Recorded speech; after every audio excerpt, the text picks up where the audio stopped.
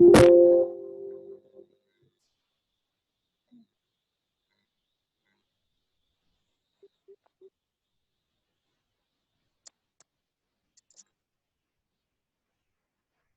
कोई दिक्कत नहीं है?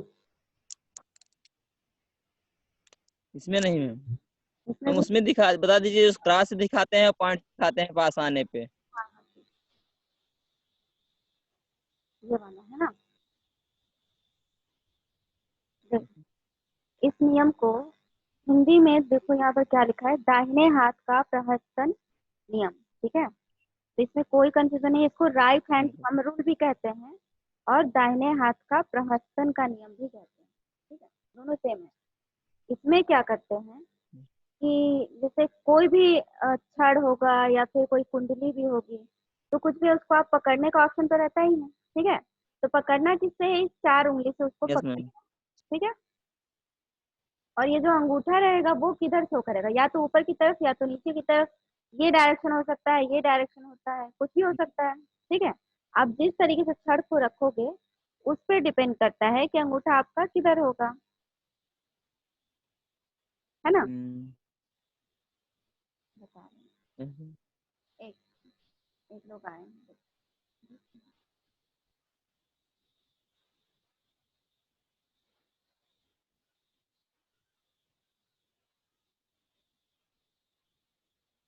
हाँ, तो वो तो पकड़ने के वो तो छड़ किस हिसाब से रखा हुआ उससे पता चलता है ना। तो कोई भी चीज है उसमें धारा प्रवाहित होगी, तो जिस दिशा में धारा प्रवाहित होगी उधर ही अंगूठा रखेंगे। अगर ऊपर की तरफ, जैसे कि इस वाले डायग्राम में ऊपर की तरफ फ्लो हो रहा है तो अंगूठा ऊपर रहेगा। ठीक है, अगर नीचे की तरफ करंट जा रहा होता है तो अंगूठा आप नीचे की तरफ रखते हैं। नीचे रहते। ठीक है, तो अगर आप अंगूठा इस तरीके से रखना पड़ रहा है आपको, धारा अगर ऊपर की तरफ जाए तो अंगूठा ऐसे है ना। तो इसका अंगूठे का जो टिप है वो आपसे दूर जा रहा है कि आपके पास आ रहा है। ये जो अंगूठा है, हमारे पास ये जो अंगूठा है ये आपके पास आ रहा है ना। अंगूठा तो हमसे दूर जा रहा है। ये देखिए ऐसे है, तो अंगूठा का ये जो टिप है वो आपकी तरफ है ना। कंपेयर कीजिए इस वाले पोजीशन को इस वाले पोजीशन, इसमें अंगूठा दूर है या फिर इसमें।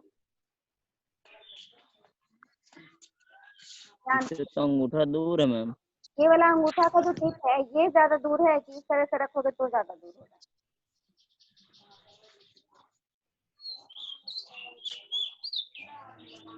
आप इधर रख रहे हो यानी कि करंट जो है ऐसे होते हुए ऊपर की तरफ आ रही है, तो आपके पास आ रही है ना। Yes ma'am. है ना, अगर ऐसे रखते हो तो इस तरीके से होते हुए करंट नीचे की तरफ जा रही है, तो ये आपसे दूर जा रही है ना। Yes ma'am. है ना, उस तरीके से समझना है। अगर आप ऐसे रखते हो तो धारा नीचे से होते हुए ऊपर की तरफ आपके पास आ रही है ना। तो इस पोजीशन में जब हम इस पोजीशन में जी। होगा तो धारा आपकी तरफ आ रही है ना। Yes ma'am.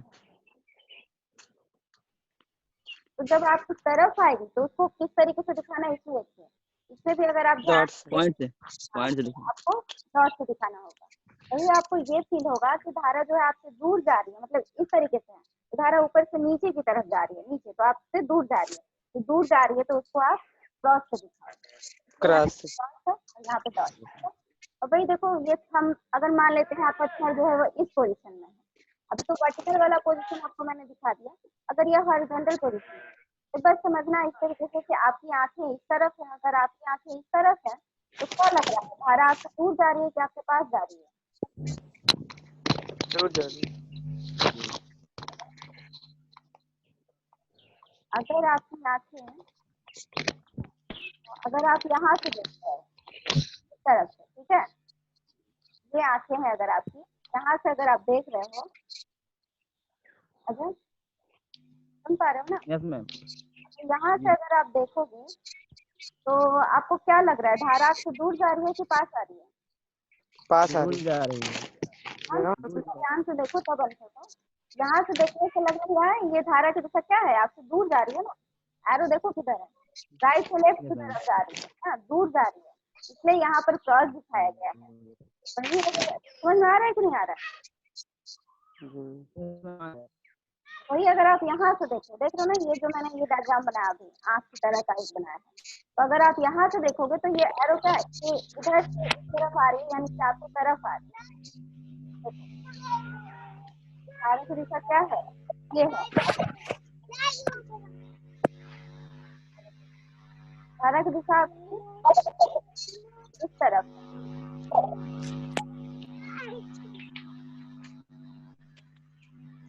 इस तरफ है ना। धारा की दिशा इस तरफ है, तो एरो क्या है, आपकी तरफ आ रहा है, तो आपकी तरफ आएगा, आपके नजदीक आएगा, तो आपको ये इस तरफ, इसलिए यहाँ पे डॉट होता है ना। यस मैं समझ आ गया। हम आगे बढ़िए।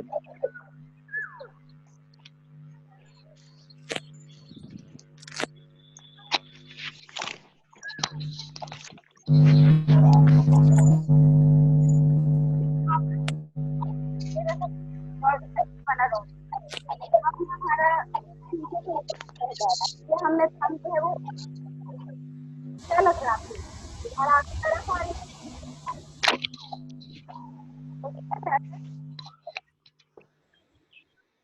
हेलो। हाँ मैम। हाँ, इस वाले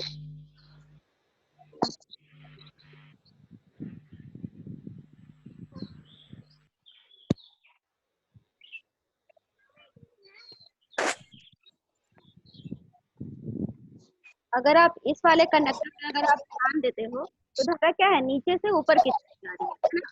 तो आपको थंब किस तरफ से रखना है, ऊपर की तरफ, समझ रहे हो। यस जी मैम। मैम। हाँ, तो इसको किस तरीके से दिखाएंगे, डॉट से कि क्रॉस। ये वाला डायग्राम सही है, ये वाला हाँ, सही है। कौन सा, ये वाला होगा कि डॉट होगा कि क्रॉस होगा, कौन सा? ये वाला जो कंडक्टर है, ये वाला,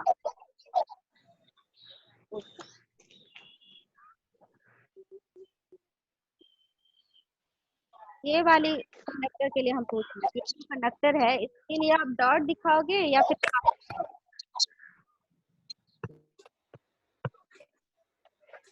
उसके लिए डॉट डॉट दिखाएंगे। डॉट दिखाओगे, है ना। इस वाले के लिए, जी मैम। इस वाले के लिए इस वाले को क्रॉस दिखाएंगे। ये क्रॉस हो जाएगा, ठीक। हाँ, यहाँ पर ये वाला ये वाला मैम डॉट रहेगा, ऊपर जा रहा है। और ये वाला, ये भी ऊपर जा रहा है डॉट। है ना, तो ये कोई दिक्कत नहीं है, हो जाएगा, जी ठीक है।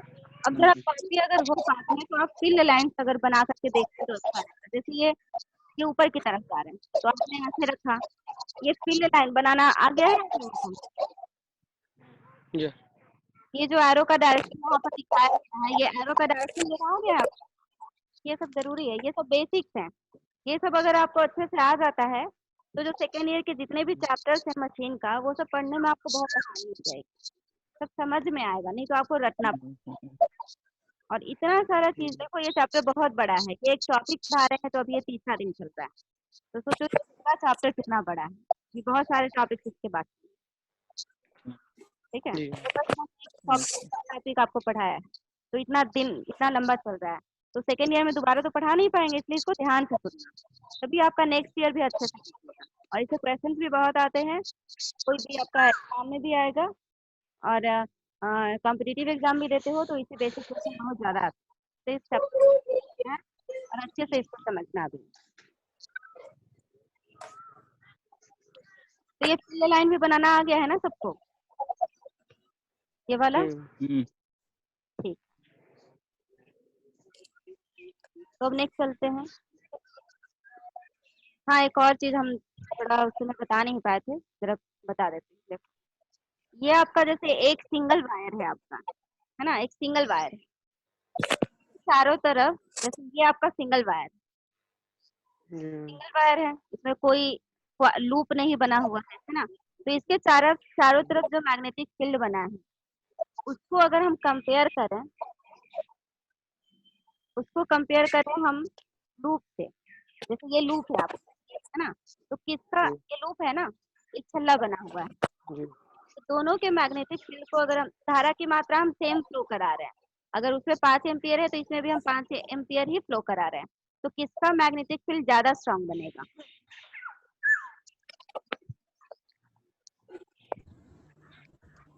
जो चुंबकीय क्षेत्र होगा वो किसका ज्यादा मजबूत होगा, किसका ज्यादा प्रबल होगा? कॉइल का होता है, लूप का आपका ज्यादा मजबूत होगा। नॉर्थ। ज्यादा नंबर ऑफ टर्न्स होंगे उतनी ज्यादा प्रबल उसका चुंबकीय क्षेत्र होगा। क्योंकि देख रहे हो ना, इसमें हर पॉइंट पे आप देख रहे हो कि हर पॉइंट पे एक चुंबकीय क्षेत्र आपका यहाँ पे बन रहा है ना? तो इस तरीके से ऐड होते होते मैम नंबर ऑफ टर्न पे डिपेंड करता है। हाँ, नंबर ऑफ क्षेत्र होंगे तो चुंबकीय जो क्षेत्र होगा वो ज्यादा प्रबल होगा। इसको ध्यान। जी मैम। तो अगर आपको कहा जाएगा कि चुंबकीय क्षेत्र को हम प्रबल बनाने के लिए क्या करेंगे, एक तार में आप क्या रूपांतरण लाओगे? तो एक तार को अगर आप कॉइल के फॉर्म में अगर आप कर दो तो आपको प्रबल क्षेत्र मिलेगा। ठीक है, अब उसको भी और ज्यादा प्रबल बनाने के लिए आप क्या करोगे? उसमें भी और ज्यादा प्रबल बनाने के लिए आपको ये काम करना पड़ेगा। क्या है ये? एक वायर को अपने लूप के फॉर्म में ऐसे ऐसे करके कॉइल बना दिया, है ना? पहले तो कॉइल बना दिया और उसके अंदर एक मटेरियल रख दिया। ये मटेरियल कौन सा है? Ferromagnetic material. आपने कोई ऐसा मटेरियल रख दिया है जिसकी परमिएबिलिटी जो है वो बहुत ज्यादा है। परमिएबिलिटी हम बाद में बताएंगे। जैसे आपका रेजिस्टेंस जो होता है, इलेक्ट्रिक जो सर्किट होती है उसमें रेजिस्टेंस का क्या काम होता है? वो धारा के प्रवाह को क्या करता है? रोकता है। ठीक है, रोकता है। हाँ। और उसका हमने एक कंडक्टेंस भी पढ़ा है। इलेक्ट्रिक सर्किट में एक कंडक्टेंस क्या करता है? धारा के प्रवाह को सपोर्ट करता है। मतलब जितना ज्यादा कंडक्टेंस होगा, कंडक्टेंस मतलब चालकता। ठीक है, तो चालकता। हाँ, जितना ज्यादा चालकता होगी उतना ही ज्यादा इलेक्ट्रिसिटी फ्लो होता है ना? जी मैम। तो जैसे चालकता है उसी का सिनोनिम, मतलब चीज चालकता करता है वही चीज परमेबिलिटी करती है। परमेबिलिटी ज्यादा होगी तो क्या होगा? फ्लक्स लाइन ज्यादा फ्लो होंगे। समझ में आ रहा है? जी। इलेक्ट्रिक सर्किट में जो करंट का फॉर्म होता है, जो करंट काम करता है, फ्लो होता है ना करंट पूरे क्षेत्र में, जी। वही यहाँ पर फ्लक्स यहाँ पर जी। करंट की जगह यहाँ पे फ्लक्स। ठीक है, हाँ। जो काम वहाँ रेजिस्टेंस का था, ये सब हम फिर से एक बार बताएं। यहाँ पर आपका रिलक्टेंस होता है, रिलक्टेंस। ठीक है, जी मैम। तो हम बहुत डिटेल से बताएंगे। ये वाला टॉपिक खत्म हो जाए उसके बाद वो सब बताएंगे। तो काम वहाँ पे कंडक्टेंस यानी कि चालकता का होता है, वही काम यहाँ पे परमिएबिलिटी का होता है। ठीक है, परमिएबिलिटी ज्यादा रहेगा तो फ्लक्स ज्यादा फ्लो होगा। कम ही करंट दोगे और ज्यादा स्ट्रॉन्ग आपका फ्लक्स आपका क्रिएट होगा, उत्पन्न होगा। ठीक है, तो यहाँ पर हम क्या करते हैं कि एक वायर को स्ट्रॉन्ग मैग्नेटिक, वायर के अराउंड जो है मैग्नेटिक फील्ड स्ट्रॉन्ग बने, तो उसके लिए हम लोग क्या करते हैं कि कॉइल का इस्तेमाल करते हैं। ठीक है, और कॉइल के चारों ओर जो मैग्नेटिक फील्ड है वो ज्यादा स्ट्रांग हो जाए, उसके लिए हम क्या करते हैं कि कॉइल के अंदर एक मटेरियल होते हैं जिसकी परमेबिलिटी बहुत ज्यादा होती है। ठीक है, तो ये काम करते हैं तो और ज्यादा स्ट्रांग बन जाता है। तो इन सब चीजें आपको ध्यान देनी। ठीक है, अगर आप यहाँ पे कोई चीज नहीं रखते हो तो इस कॉइल के अंदर क्या होता है? हम यूज करते हैं। लास्ट का क्वेश्चन पूछेंगे हम, इतनी पूरा एक्सप्लेन कर देते बढ़िया से कि आप लोगों को समझ में आ जाए।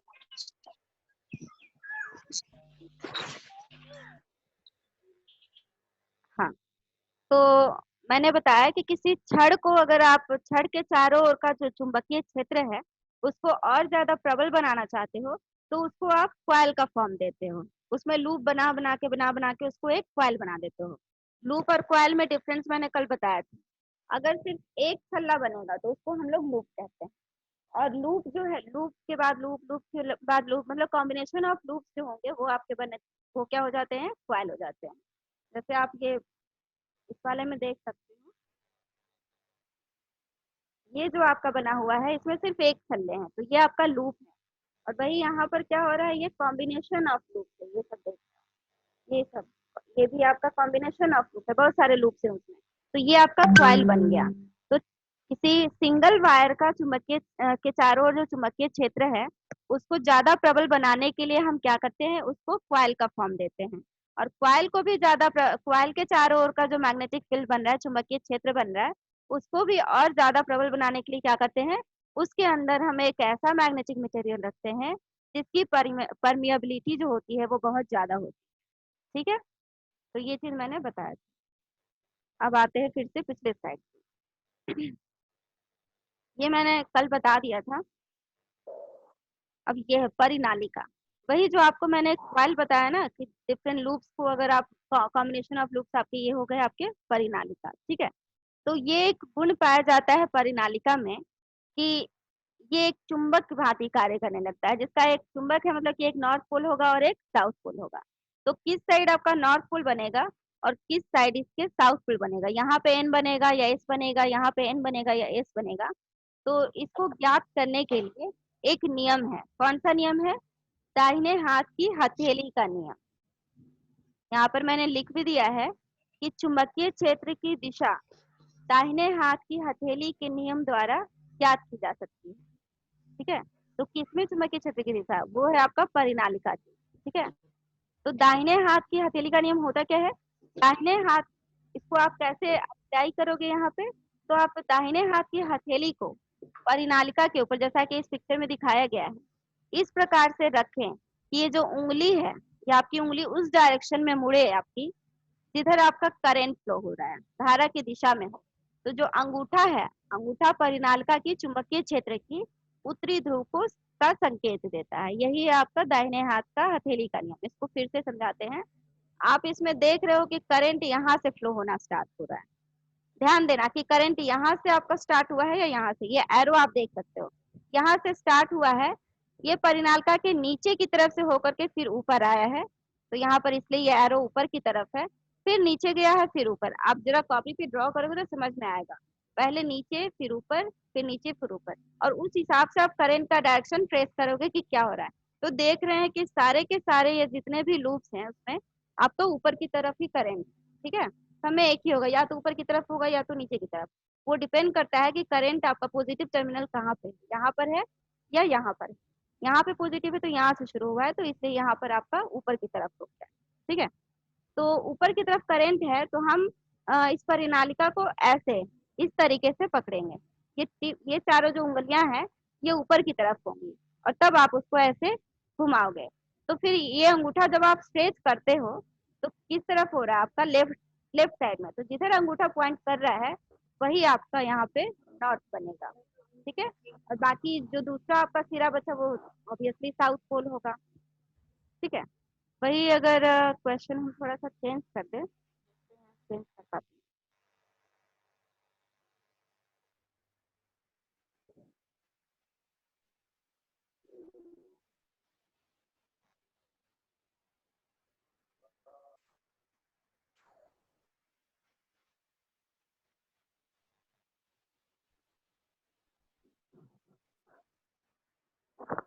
अच्छे से तो इसमें मैं लूप्स नहीं दिखा पाऊंगी पर कोशिश करती हूँ मैं। ठीक है,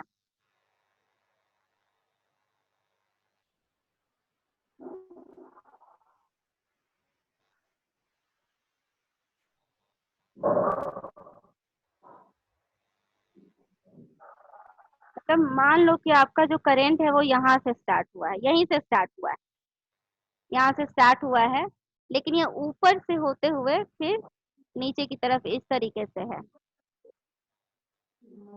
इस तरीके से अगर आपका करंट ऐसे है, ठीक है आपका।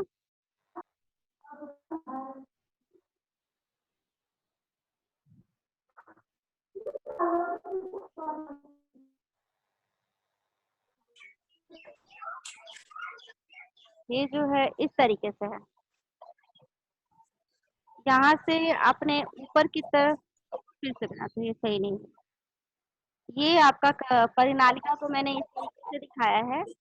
मान लिया आपने जो करंट फ्लो कराया है वो ऊपर से ऐसे आया, लेकिन इस तार को आपने नीचे की तरफ से मोड़ा, हम ऊपर की तरफ से मोड़ रहे हैं, तो फिर क्या होगा?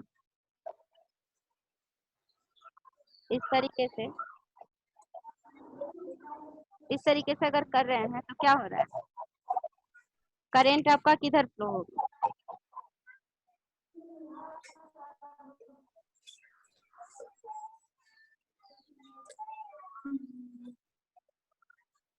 यहाँ पर अगर हम करंट का डायरेक्शन शो करें तो आपका यहाँ पर ये नीचे की तरफ आ रहा है ना, नीचे की तरफ आ रहा है।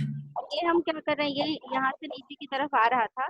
और परिनालिका पे भी आपका, जैसे मैं ये यहाँ पर दिखा नहीं पा रहे हैं, एक्चुअली ये कहना चाहती हूँ कि ये आपका जो तार आपका एंटर किया है वो इसमें नीचे की तरफ से, अगर ये ऊपर की तरफ से होता तो फिर करंट का डायरेक्शन क्या होता है, ये सारे जो ऊपर दिख रहे हैं वो नीचे की तरफ हो जाता है। आप कभी भी जरा ड्रॉ करके देखना, जैसे ये तार यहाँ पर क्या किया है कि नीचे की तरफ से होकर के फिर इस तरफ मोड़ा गया है, तब ये सारे के सारे एरो आपको ऊपर की तरफ घूम रहा है, ठीक है। और वही अगर ये जो तार है वो ऊपर से होते हुए फिर नीचे फिर ऊपर इस तरीके से अगर होता जाता तो आपकी ये करंट की जो डायरेक्शन है वो बदल जाती। उस कंडीशन में ये जो पोल्स आपका बने हुए हैं वो भी बदल जाएगा। बस आपको ये दाहिने हाथ की अप्लाई करना है। आपको किसी तरीके से आपको सारे जो लूप्स हैं उसमें करंट की दिशा को आपको फाइंड करना होगा कि किस साइड से आपका करंट फ्लो हो रहा है, अपवर्ड हो रहा है या डाउनवर्ड, और उसी दिशा में नीचे की तरफ होगा तो आपको ऐसे मोड़ना पड़ेगा हाथी में इस तरीके से। तब अंगूठा जो है वो दाहिनी साइड आपका होगा, दाहिनी साइड अंगूठा होगा तो उस साइड आपका नॉर्थ होगा, अंगूठा का जो टिप होगा वही आपका नॉर्थ।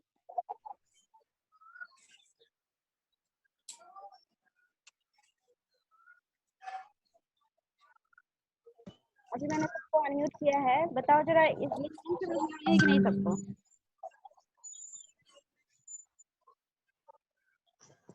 हेलो, सबको नियम समझ में आया है कि नहीं? ये वाला दाहिने हाथ की हथेली करना। आ गया मैम।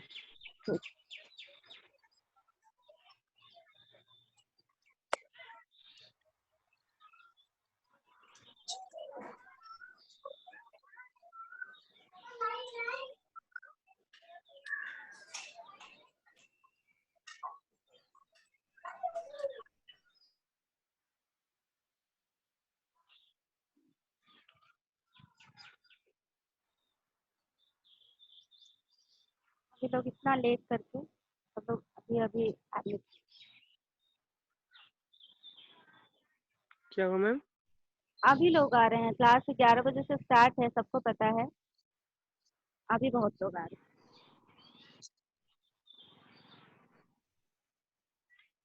ठीक है।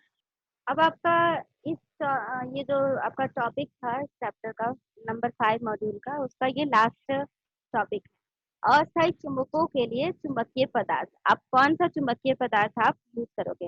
अस्थायी चुंबक का क्या मतलब होता है, मैंने आपको इससे पहले जो मैग्नेटिज्म में बताया था उसमें मैंने बता दिया था, मैग्नेट के बारे में मैंने बताया था, बहुत डिटेल से बताया था। तो मैंने बताया था कि चुंबक को दो पार्ट में डिवाइड कर सकते हो कि उसकी चुंबकीय प्रॉपर्टी जो है वो कितनी देर तक रहती है, इस आधार पर आप उसको दो पार्ट में डिवाइड कर सकते हो। एक था टेम्पररी और एक था परमानेंट।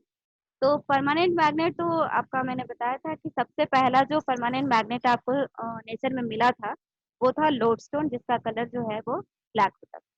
और टेम्पररी मैग्नेट आपको जितना भी अभी दिखता है, जैसे बार मैग्नेट है, हॉर्स शू मैग्नेट है, स्फेरिकल मैग्नेट है, जो भी मैग्नेट आपको दिखता है वो सब आपका जो है, ठीक है, वो सब आपका जो है वो ये मैन मेड जो मैग्नेट है उसको आप, वो तो खैर परमानेंट में आता है। अस्थायी चुंबक किसको कहते हैं? अस्थायी चुंबक में जैसे आपने ये वाला मेथड से जो चुंबक बनाया था, इसमें भी देखो यहाँ पर क्या है कि एक आपका ये कोर है, इसको कोर कहते हैं, ठीक है। इस कोर के ऊपर आपने वायर्स को लपेट दिया था, तो इसमें भी एक चुंबकीय गुण इसमें स्थापित हो गया था, इसलिए तो यहाँ पर नॉर्थ और यहाँ पर साउथ आपका दिख रहा है। इसके अलावा मैंने यहाँ पर बताया था, इस वाले में मैंने बताया था कि यहाँ पर जब आप सप्लाई देते हो तो इसके अंदर ये जो आपका मटेरियल रखा है वो भी चुंबक बन जाता है, और जिसको कि आप इस वीडियो में देख रहे हो कि ये जो क्लिप से चुंबक बनने के बाद इसे चिपक जा रहे हैं, और जैसे ही यहाँ पर सप्लाई खत्म हो रहा है वैसे ही चुंबक जो है, ये जो क्लिप है वो नीचे चले जा रहे हैं, यानी कि इसकी चुंबकीय शक्ति खत्म हो जाती है।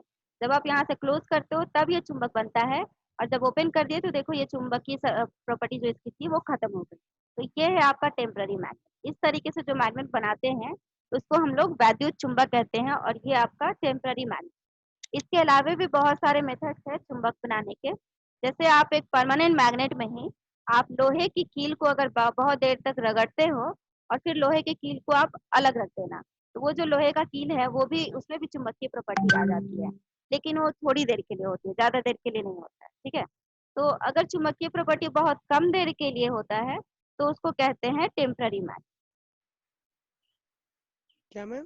टेम्पररी मतलब टेम्पररी मतलब बता रहे हैं हिंदी में, टेम्परेरी में जैसे अस्थायी चुंबक। मैम ये किससे समय मिलके के लिए। बनना होता है? क्या? किससे मिलके बनना होता है? वही मैं बता रही हूँ, अस्थायी चुंबक हमेशा ये लोहा, कोबाल्ट और निकेल, उसके अलावा भी कुछ मटेरियल्स हैं, उसके अलवाज वगैरह हैं, उसी से मिलके बना होता है। तो उसी को मैं यहाँ पर डिटेल लॉ से। मैंने यहाँ पर लिखा है, वही मैं बता रही हूँ। ठीक है, विद्युत चुंबक साधारणतया अस्थायी चुंबक कहलाते हैं। विद्युत चुंबक अभी मैंने दिखाया आपको कि उसको अस्थायी चुंबक क्यों कहते हैं। आपने वो प्रयोग में आपने देखा कि जब सप्लाई जा रही थी तभी वो चुंबक बन रहा था और तभी वो आयरन के क्लिप्स को अट्रैक्ट कर रहा था। और जैसे ही आपने विद्युत की सप्लाई को कट किया तो क्या हो जा रहा था, उसकी चुंबकीय जो प्रॉपर्टी थी वो खत्म हो जा रही थी और क्लिप्स जो थे वो अपने आप नीचे गिर जा रहे थे। तो विद्युत चुंबक जो होते हैं वो अस्थायी चुंबक की श्रेणी में आते हैं। इस प्रकार के चुंबकों की चुंबकीय प्रबलता उनमें से जाने वाली धारा परिवर्तन से परिवर्तित की जा सकती है। अगर धारा परिवर्तन की दर को आप तेज कर दोगे तो चुंबकीय प्रबलता बढ़ जाती है, और अगर आप धारा परिवर्तन की दर को कम कर दोगे तो चुंबकीय प्रबलता आपकी घट जाएगी। मुलायम लोहा का प्रयोग विद्युत चुंबकों में चुंबकीय क्रोन की भांति होता है। ठीक है, तो क्रोन आपने यहाँ पर यूज किया था, क्रोन मतलब वही कॉइल्स के अंदर जो आपने कुछ रखा एक मटेरियल, उसी को कहते हैं क्रोन। क्रोन या फिर इंग्लिश में क्रोड कहते हैं। ठीक है, या फिर कोर कहते हैं, कोर को ही हिंदी में आपका क्रोन कहा गया है। तो वो चीज आपका क्या होता है, मुलायम लोहा होता है। कहीं कहीं पे सिलिकॉन स्टील का प्रयोग होता है, जानते ही हो, जो लोग ट्रांसफार्मर चैप्टर पढ़ चुके हैं वो लोग जानते ही होंगे। सिलिकॉन स्टील का यूज उसमें होता है। और सिलिकॉन स्टील का बना होता है। ठीक है, फिर उसका डिटेल आप लोग सिलिकॉन स्टील का तो वैसे भी पढ़ ही सकते हैं।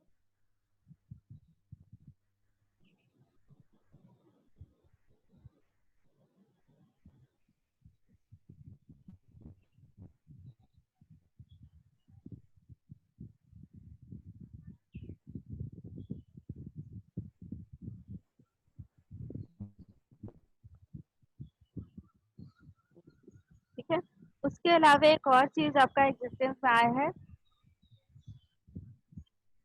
टाइम थोड़ा खत्म होने वाला है तो जल्दी जल्दी। परमेलवाय और एक यू मेटल, ये दोनों चीज का भी प्रयोग हो रहा है। तो परमेलवाय क्या होता है, ये सब ऑब्जेक्टिव में आता है इसलिए ध्यान से थोड़ा सा सुनना। परमेलवाय होता है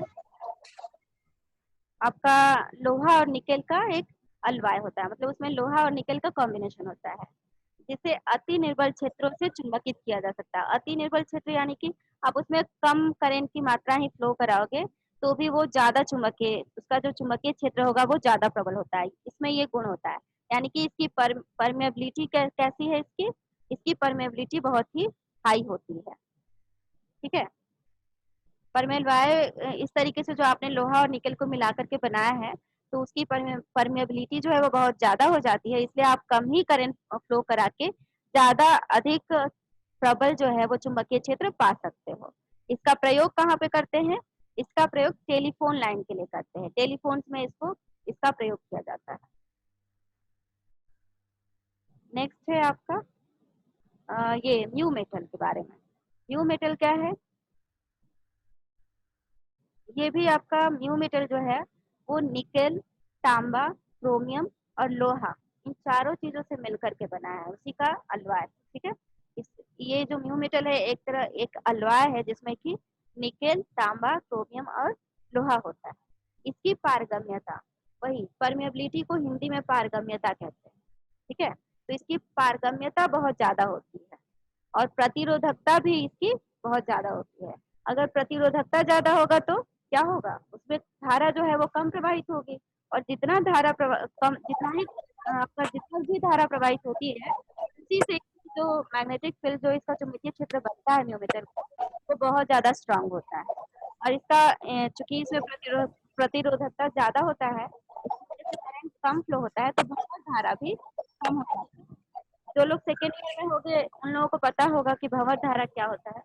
भंवर धारा को हिंदी में ईडी करंट कहते हैं और उसका फॉर्मूला क्या होता है, आई स्क्वायर इंटू आर, मतलब कि जो बहने वाली धारा है उसका स्क्वायर का डायरेक्टली प्रोपोर्शनल, स्क्वायर पे भी डिपेंड करता है, ठीक है। तो इसलिए ये बहुत ही, आई चूंकि यहाँ पे ऑलरेडी प्रतिरोधकता अधिक है, तो आई की मात्रा यानी कि धारा की मात्रा कम होगी, तो आई स्क्वायर क्या होगा, और भी कम हो जाएगा। जैसे 0.2 का अगर आप स्क्वायर करोगे तो क्या हो जाएगा 0.04, यानी कि और भी कम हो जाता है। इससे वो बहुत कम हो जाती है,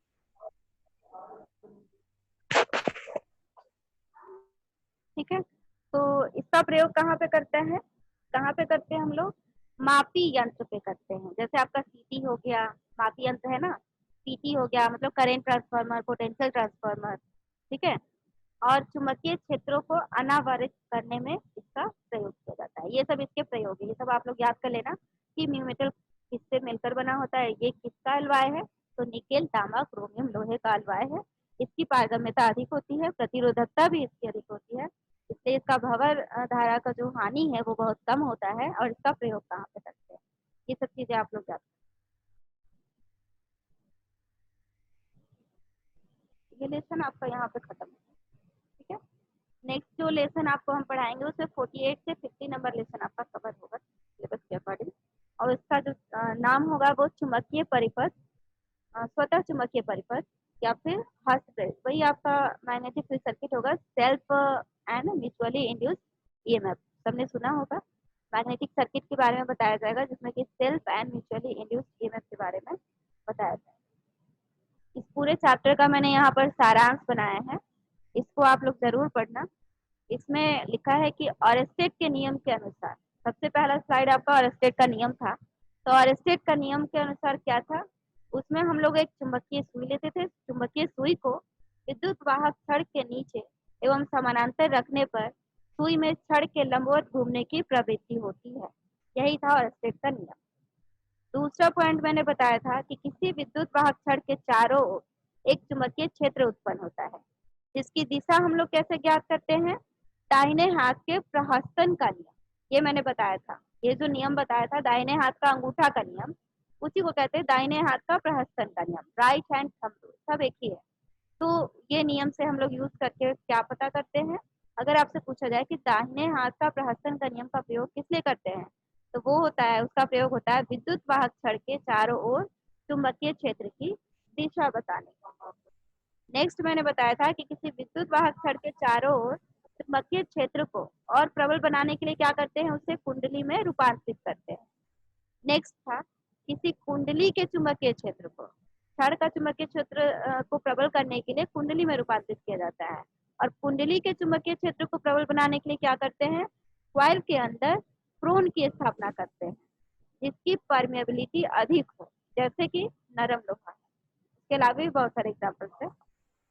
नेक्स्ट पॉइंट मैंने क्या बताया था जो कि काफी इंपॉर्टेंट था, दो विद्युत वाहक छड़ों में प्रवाह होने वाली धारा की दिशा अगर विपरीत होती है, दो जो छड़ मैंने दिखाया था दोनों में अगर विपरीत दिशा में धारा बह रही थी, तो क्या हो रहा था, दोनों छड़ों का चुंबकीय क्षेत्र जो था वो एक दूसरे का विरोध कर रहा था, जिसके फलस्वरूप दोनों छड़ एक दूसरे से दूर जाने की कोशिश कर रहे थे,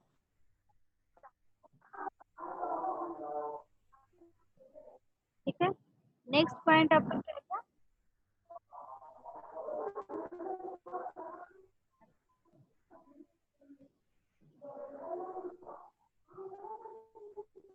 नेक्स्ट आपका पॉइंट था किसी परिनालिका में चुंबकीय क्षेत्र की दिशा, परिनालिका यानी कि वो जो कॉइल्स थे, मैंने बताया था परिनालिका को इंग्लिश में सोलेनॉइड कहते हैं।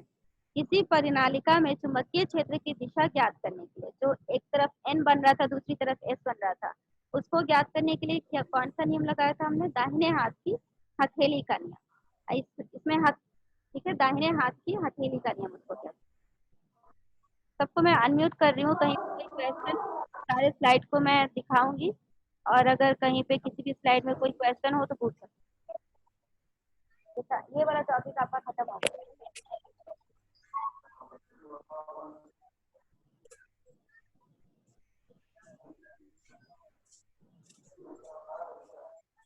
वाले टॉपिक में किसी को दिक्कत है? No ma'am. इस वाले में दाहिने हाथ का हथेली करना है। अच्छा, मैं दाहिने हाथ को कैसे रखते हैं? दाहिना हाथ ही प्रयोग करना है, बायां नहीं करना है। इसमें ये उंगली किधर मुड़ेगी? ये उंगली जो है वो किधर पॉइंट करती है? करेंट। ये जो चारों उंगली है वो करेंट करंट की दिशा में। और ये जो अंगूठा जिधर है उधर आपका नॉर्थ बनेगा। ये आपका नॉर्थ, ये आपकी परिनालिका है। देखिए वो परिनालिका है। इसमें धारा की दिशा यहाँ पर आपने पेश किया है कि ऊपर की तरफ है, तो इसलिए ये वाला उंगली ऊपर है और तब ये अंगूठा आपका किधर है? जिधर है उधर ही आपका ये नॉर्थ पर है। सब लोग अपना ठीक है। दाहिने हाथ का हथेली करने में कोई दिक्कत है किसी की? इसमें धारा आती क्या तो हम नीचे से ऐसे पकड़ते। क्या धारा अगर नीचे की तरफ होती तो आप उसको जी ऐसे पॉइंट करोगे। जी हाँ, धारा जैसे बहेगी, धारा जैसे एक्शन फ्लो होगी उसको आप इस तरीके से करोगे, ठीक है। जी। तो आपका अंगूठा जिधर पॉइंट करेगा वही आपका उधर हमारा नाक साउथ होगा। अंगूठा जिधर होगा जी देखो यहाँ पर क्लियर पहिया कहाँ पर होगी? नालिका में पालक में, धारा की दिशा में। ये चारों जो उंगली है वो धारा की दिशा में होगी। फिर जो अंगूठा आपका रहेगा वही धारा की क्या हो रहा है? ये देखिए यहाँ पर ध्यान कि ऐसे होते हुए फिर नीचे चली जा रही है ना, फिर ऐसे नीचे चली जा रही है ना, इसी दिशा में आप समझते हैं ऐसे बोलो, या ठीक है। बस वही देखना है कि एक लूप से जैसे ये वाले लूप से इस वाले लूप में कैसे डाले, ये वाला इस तरफ घूम के पीछे की तरफ एंटी क्लॉक है ना, ये सामने से ऐसे होके पीछे की तरफ तो नीचे चली जाती है ना। जैसे ये है, इसमें अगर काम करके आप लपेट रहे हैं तो इस साइड तो नीचे यहाँ पर तो धारा अगर ऐसे फ्लो हो रही है तो अगर इस तरफ देखो यहाँ पर नीचे फ्लो हो रही है तो ऐसे करके हम ऐसे मोड़े।